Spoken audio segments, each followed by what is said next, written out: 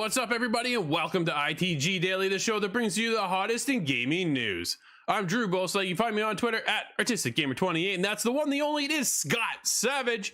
You can find him on Twitter at Savage. Scott, happy Friday, buddy. Dude, I had 2 coffees last night, and I kind of feel it again this morning. Let's go. Yeah, you didn't stick around on Siege as long as I thought you would with too much coffee in your system. But dude, I was hoping Brad would provide us with the perfect intro so we could just copy paste that sound in there. But he gave it a try. It was close. It was close. I'll give him an A for an effort there. But yeah, you can check out Brad's podcast. We were on that yesterday. Give a shout out to Northern Nerdcast over there. Head out the Nerdcast? Northern Nerdcast. Look him up on Twitter or Twitter. Yeah, Twitter, YouTube. Podcast is over there. You also hit him up in our Discord. But right now, everybody should be joining us live just like he is over on twitch.tv/the official ITG, as well as YouTube at Inside the Game Official. If you can't join us live, hit us up later. InsideTheGame.ca podcast services and TV streaming networks around the globe. Scott, little PSA. It is Friday. We got lots on the go. Coming up on February 17th, we'll be live for 2 hours on TV streaming networks, the ESTV Plus app. We will be live streaming Horizon Forbidden West and giving away a copy of the game. Come by, check us out. Nice. Yeah, so we'll be there. We'll be on our Twitch channel, our YouTube channel, so definitely stick around, and you can find out how to enter to win that day. So make sure you swing by and check it out. And Covenant House Toronto is doing a charity stream. The main mission is back again. Main mission charity stream to help out the youth that are at risk with sex trafficking.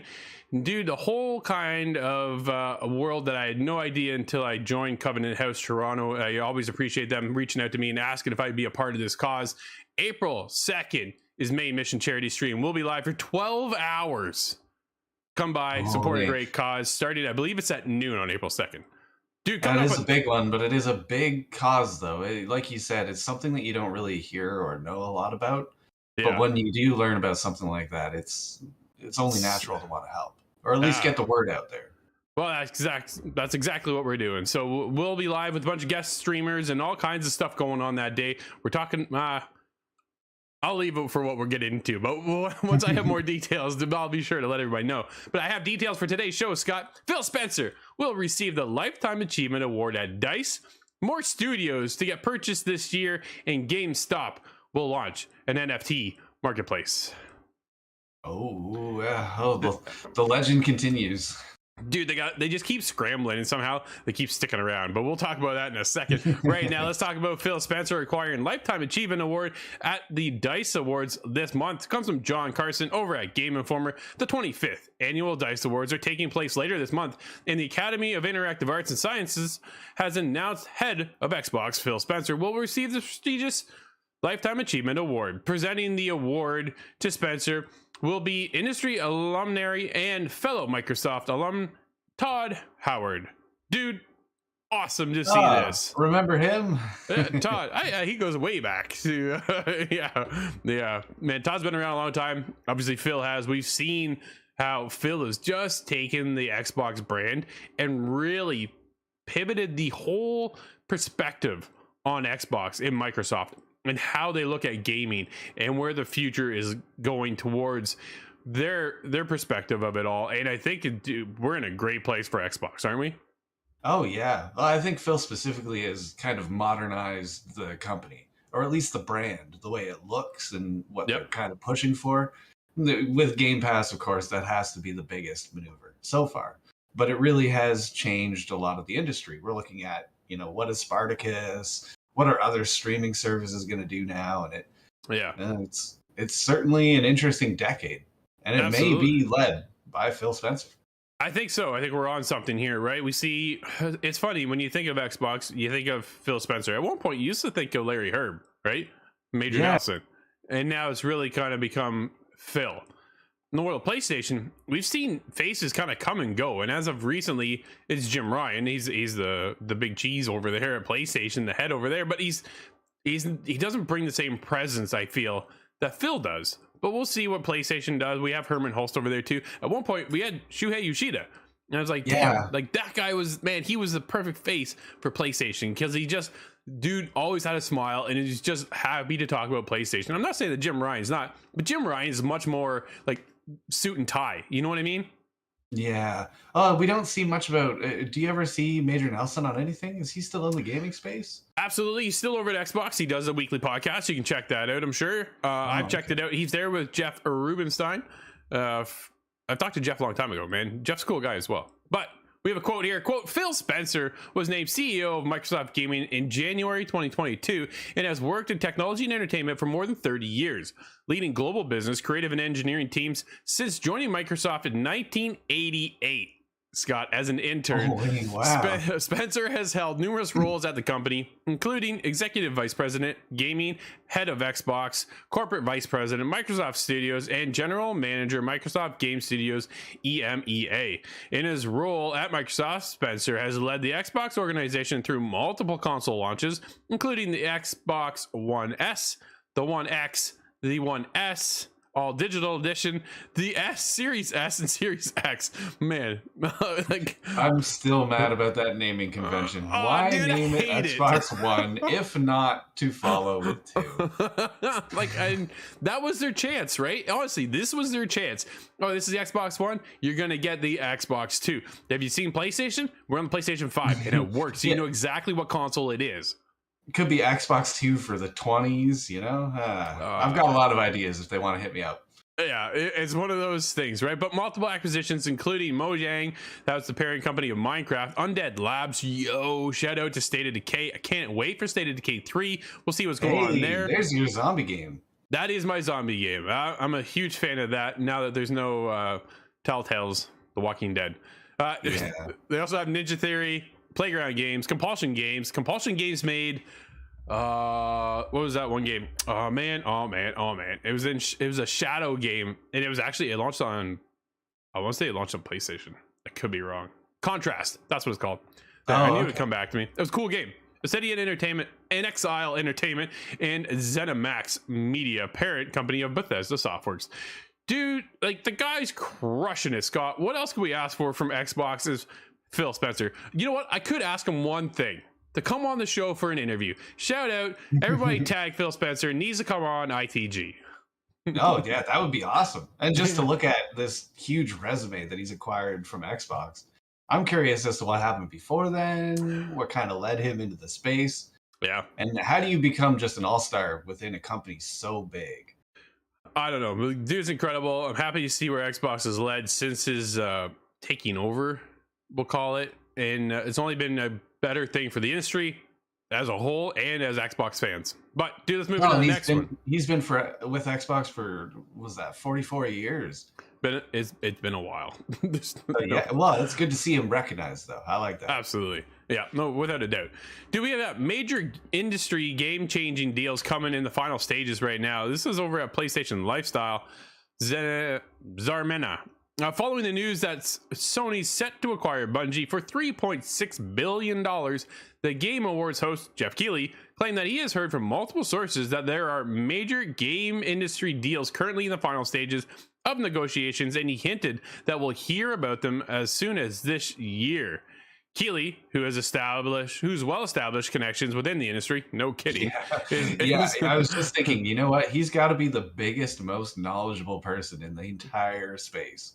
For what he does, dude, he has to be, right? He needs to know what's going on and has his finger on the pulse of what's kind of happening. But people will probably reach out to him too and say, hey, you may want to, here's a heads up, right? But a number of insiders who have talked about these deals, but it's unclear if they're only talking about mergers or acquisitions and or video game exclusivity agreements. The latter have also been rumored for a while. Like Microsoft, Sony has made it clear that it isn't done with acquisitions yet. Both companies have been window shopping for a while, but Microsoft has splashed far more money on consolidation than its rival. It certainly helps that it has a healthier cash flow than Sony. Nevertheless, Sony seems to have money stuffed aside somewhere if Bungie's $3.6 billion deal isn't its last. Sony Interactive Entertainment CEO Jim Ryan insists that PlayStation acquisitions have nothing to do with consolidation. The company aims to go beyond gaming and claims that acquisitions aid the process. Dude, I read this morning, and before I even saw you post that little thing about movies, I'm like, they're going for movies. They already got the Last of Us TV show in the works, right? We know that's coming. We already know Ghost of Tsushima has a movie in development. It only makes sense that this is where they're lining them up as well. How else do you compete with Microsoft? Microsoft doesn't have a film industry sided, right? Yeah. Oh, you leverage the other parts of SIE, really, because it is just a giant conglomerate. Why not? Sorry, I was dry. I had to get some coffee into me there because I haven't had more coffee. I'm already wound up. Dude, here's the other thing. I was thinking, because we were talking on Brad's show yesterday about, PlayStation and purchasing Bungie and what else can they do and things like that. And what other studios do we think they're going to kind of align with? And I went back to Konami. And I thought for a second, Scott, they don't even need to buy Konami. They don't need to. You know what they need to do? Just buy the rights to Metal Gear Solid and Castlevania. I think that's enough. Yeah, that's a good point. I mean, they could strip away some of the IPs that are dormant as well. Well, that's just the biggest thing, right? Because right now, we'll never see another Metal Gear unless Konami gets it off their hands or Konami gets purchased, right? Somebody's got to come in and buy that IP.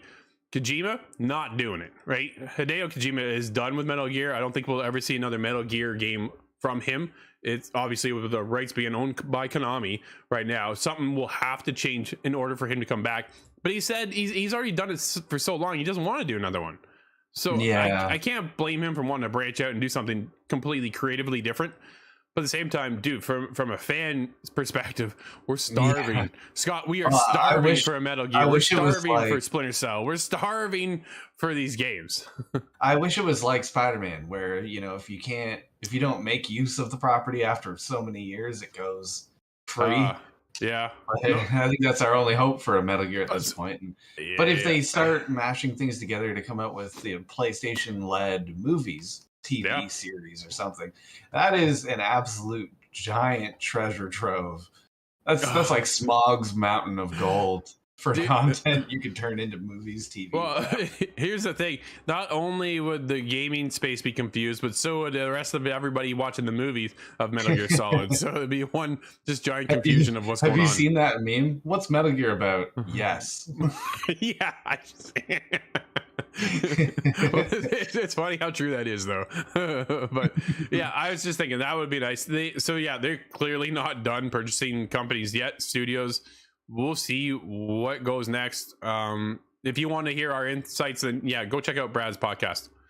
Scott, let's move on to the next topic. Is GameStop launches NFT marketplace on Immutable X, creates 100 million dev fund. This comes from Dean over at VentureBeat.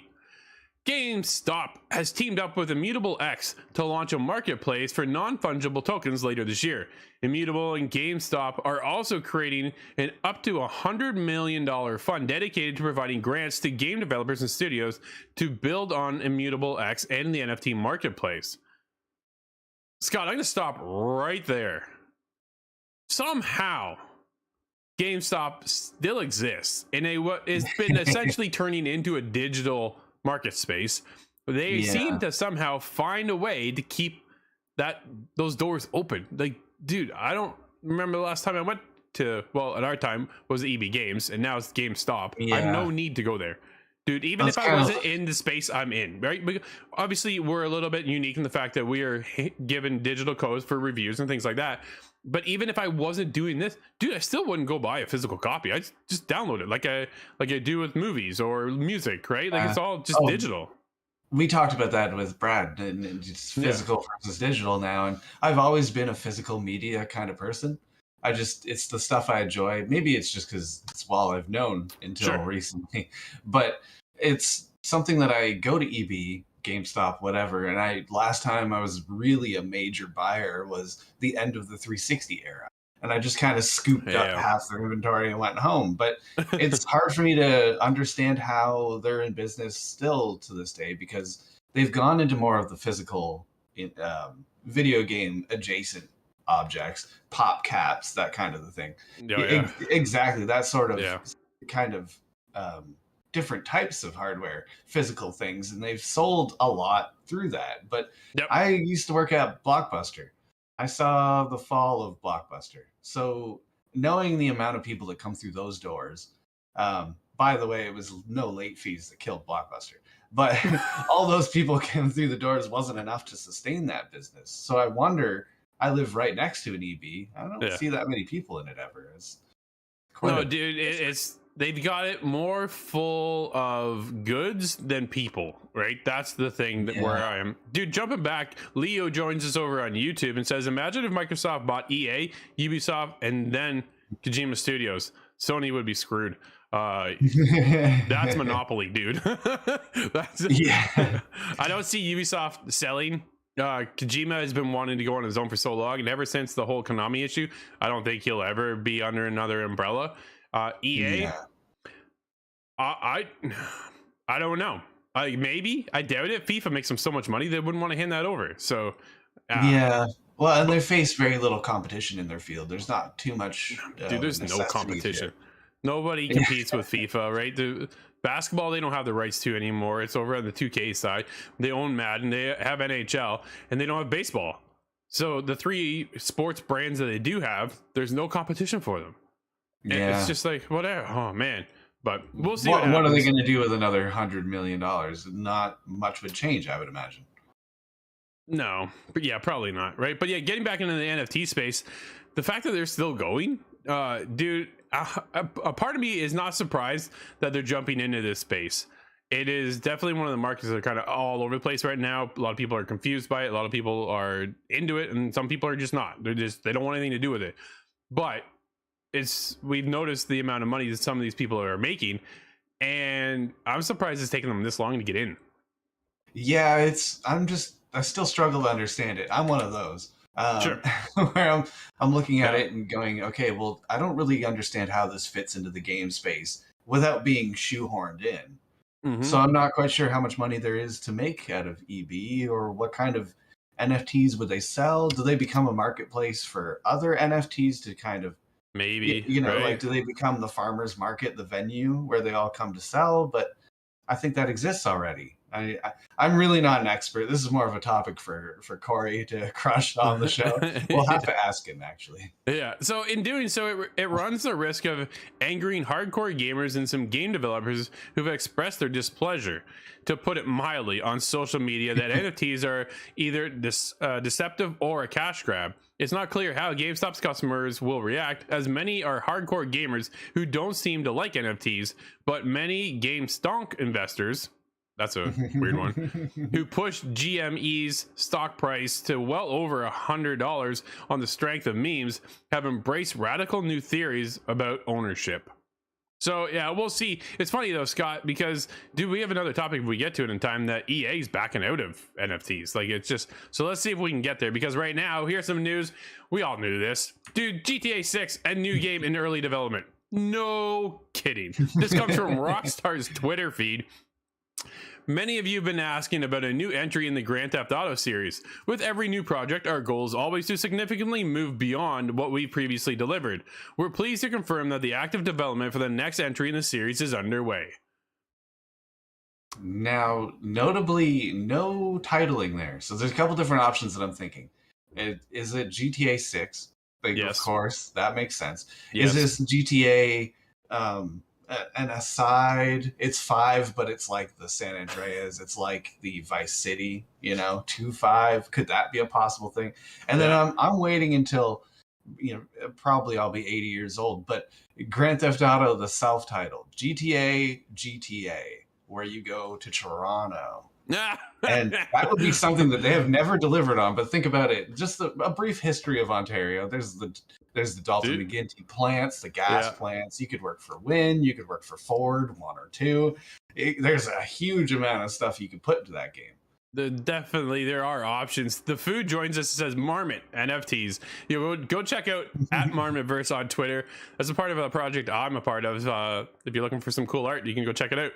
We got some things happening over there. It's definitely pretty cool. So swing by over there. But yeah, getting back to GTA, dude, there's options, but come on, we all knew this was in development.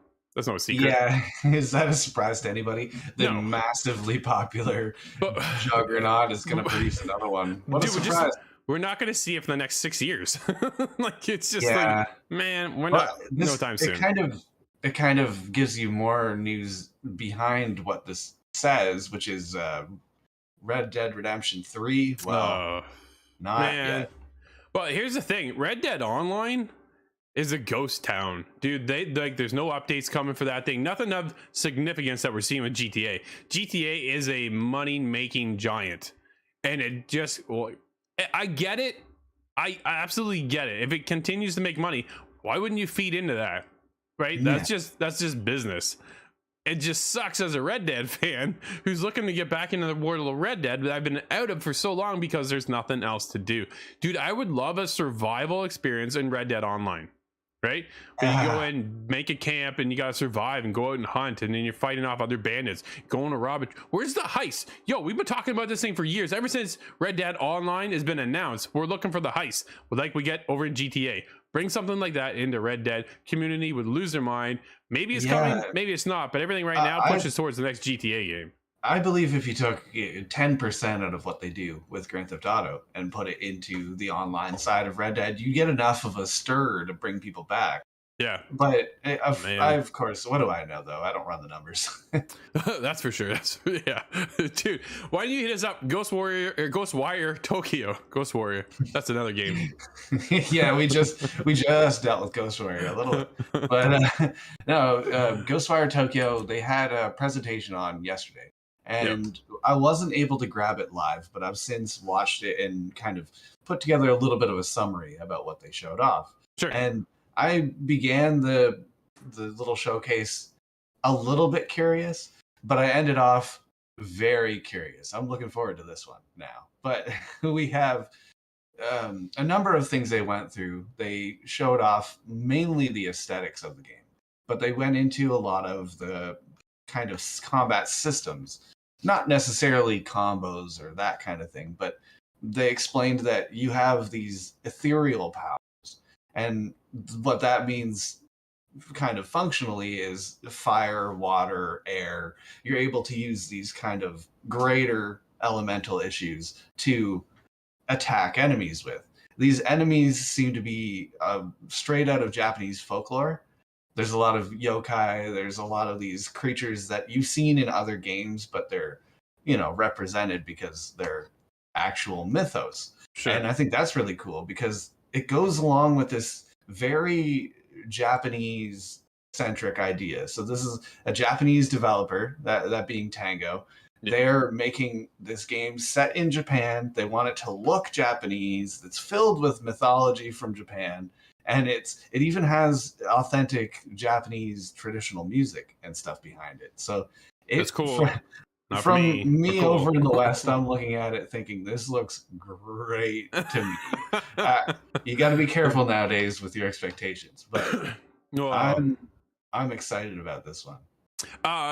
Dude, I get it. It's clearly not my style. I appreciate what they've created. I know a lot of people are, dude, they are so pumped for this game. And I'm looking forward to seeing the reviews come out.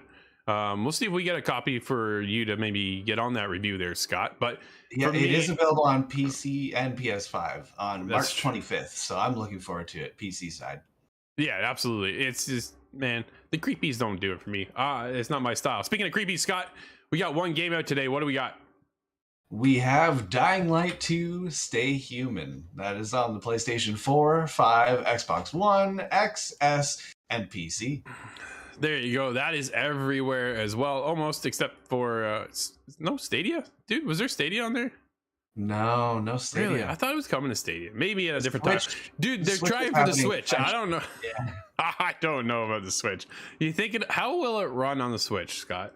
I think they have to demake it quite heavily because I think I've seen how Apex ran and Doom.